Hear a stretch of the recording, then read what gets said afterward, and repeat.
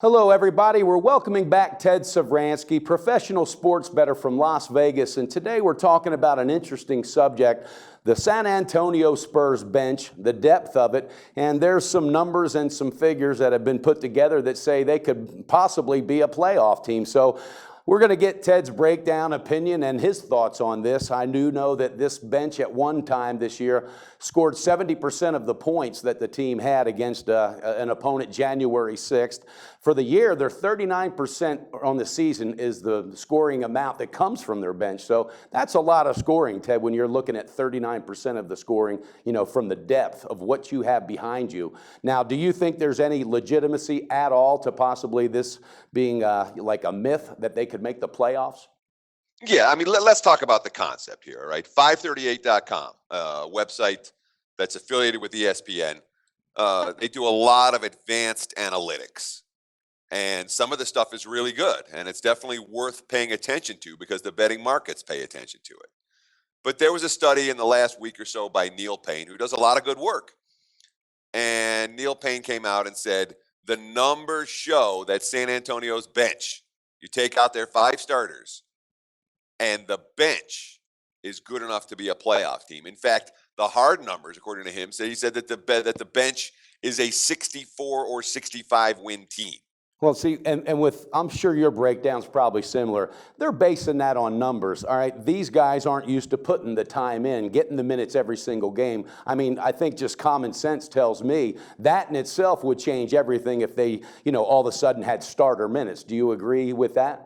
Of course I agree with that. It's nonsense. It's absolute nonsense. And, this is the reason why the advanced analytics guys are always the consultants and not the GMs or the head coaches, because it's silly. I mean, look, let's just talk about the Spurs starting 5, okay? You have 2 Hall of Famers, first ballot Hall of Famers, and Tony Parker and Tim Duncan. You've got 2, let's call them perennial all-stars in LaMarcus Aldridge and Kawhi Leonard, and then you have a great role player in Danny Green. So you take those guys out of the mix, and you're going to tell me that a washed-up, aging Manu Ginobili, Patty Mills at the point, Boris Dio at the 5, David West at the 4, and then the likes of Jonathan Simmons and Boban Marjanovic and Kyle Anderson and Ray McCollum and Matt Bonner and Rasul Butler are going to be a playoff team.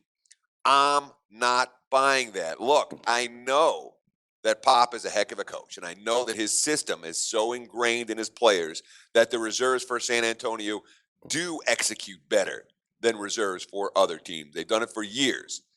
But to look at that grouping of 10 players and say, yeah, they'll beat the Kings or the Blazers or the Jazz for the final playoff spot in the West, it's silliness. It's advanced metric silliness, and that's something that, needs to be called out every once in a while. And Ted, with that being said, is there actually odds for this, or is there any talk of odds for this? And excuse my ignorance with that, but is this like a prop bet now? Because I'm not, I don't go a whole lot deep into things like this. Well, let's think about it this way. What prop bet could you possibly make? Okay. If you took the Spurs 5 starters out of the equation, that they'd make the playoffs if they started at 0-0? No, there's no prop bet here. It's just an article on 538 that was. Yeah, but it's interesting because, you brought up several points, and Popovich being one, he would be the first to shoot that down, say, hell no, they wouldn't make the playoffs. And then when you started mentioning names like Ginobili and Bonner and things like that, those are olding, and Butler, they're aging. These guys don't have the same legs, and I don't even think they could probably even pull one game, let alone be a playoff team. And that's no disrespect. Their roles are their roles, and that's why they do what they do. And the way that they're putting numbers together now with these advanced analytics and all that, some bettors get caught up into that, and I make sure that I don't even look at that and give it any credence. But it's interesting the way you break it down because all in all, that makes sense, though, for this team to win a championship because if you compare it just to the season, the other teams, yes, they're absolutely right there, top 2. But to go and be a playoff team, are you kidding me? I like the subject, Ted. I like the way you say it needs to be brought out into the light.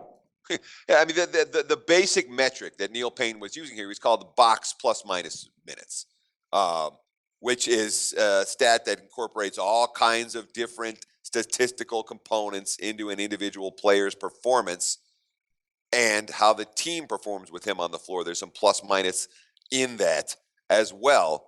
And look, the box plus minus, it shows that the greatest seasons ever were, the LeBron in 2010 and Michael Jordan in 1989. And I mean, there's some relevance to it, but it's saying that San Antonio's bench, it's so far ahead of the rest of the league.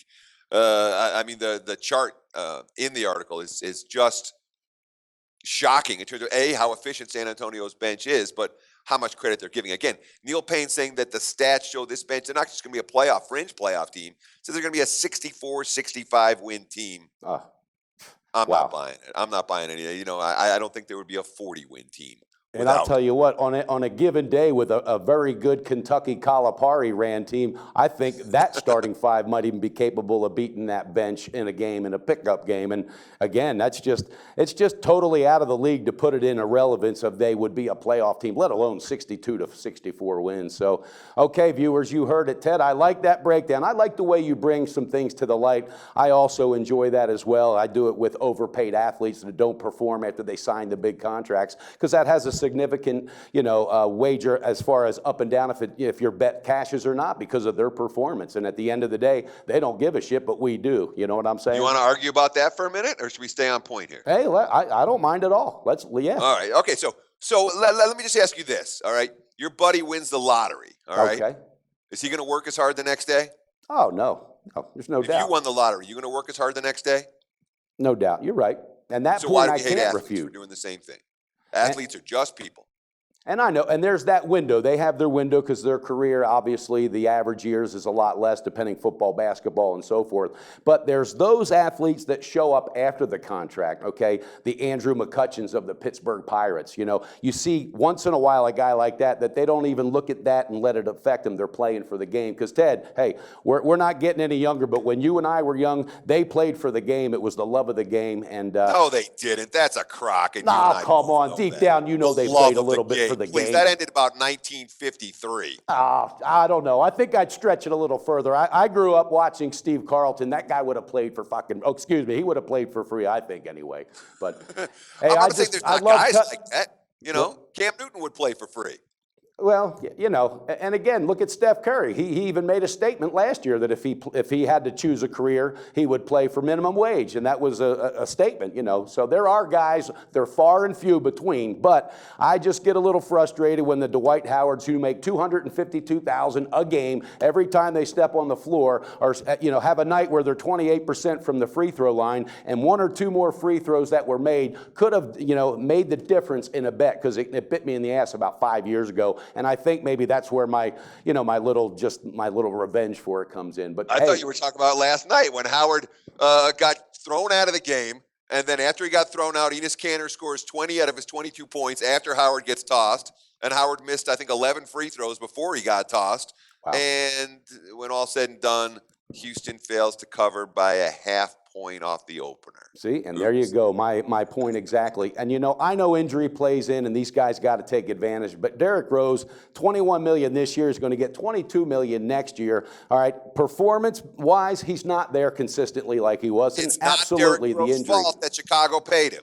No doubt. If you're Derrick Rose, you're taking that money every time. Yeah, and I understand that too. I just think sometimes it'd be nice to have incentive-based contracts where, hey, you're going to make this many millions if you hit this many home runs. But I know that's unrealistic, and when the Players Association got together, they made sure that would never have any birth to it. But bottom line, I just wish sometimes you would see a guy step up after getting paid and doing what he needs to do consistently. There are far and few between that do it, and it's easier said than done from our end, and I understand that as well.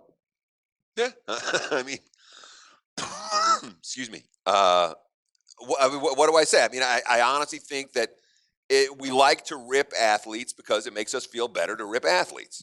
If we were in the same spot they were in, we'd be performing the same way they were. Yeah. And that's Yeah, and the only year the baseball did not have a World Series when that strike was there, a good friend of mine that I've spent some time with years back, Darren Dalton, used to play for the Phillies. He was at our house in North Carolina, and my father was at that point where he was frustrated with the game. It was more business than a sport, and he asked Darren, he said, look, I'm a frustrated fan. You guys are overpaid and so forth. By the end of the conversation, Darren put it out there like, hey, we're only doing what you would do also, Duke. Bottom line, it's a business now. Managers make decisions, and if you were in that position, you would do the same thing. And my father absolutely saw it through a whole new pair of glasses. So Sure, I the think players are not the ones who are overpaid. The owners are the ones who are yes, overpaid. and have been very quietly for many, many, many years before it came to the light. So, well, Ted, listen, we got to go on this one, but thanks for your time. Thanks for your breakdown. I really enjoyed that about the Spurs bench, and I think it also would absolutely be a crock of shit for them to do that. But then again, there's people that want to do what they want to do with numbers, and sometimes gamblers look at that, and some get swayed by that. I'm with you on this one, Mike. Spurs bench is not going to the playoffs, advanced metric numbers or not. Okay, buddy. Ted, have a great day, and most importantly, beat the book this weekend and beat them hard. We look forward to getting back with you again real soon. Thank you.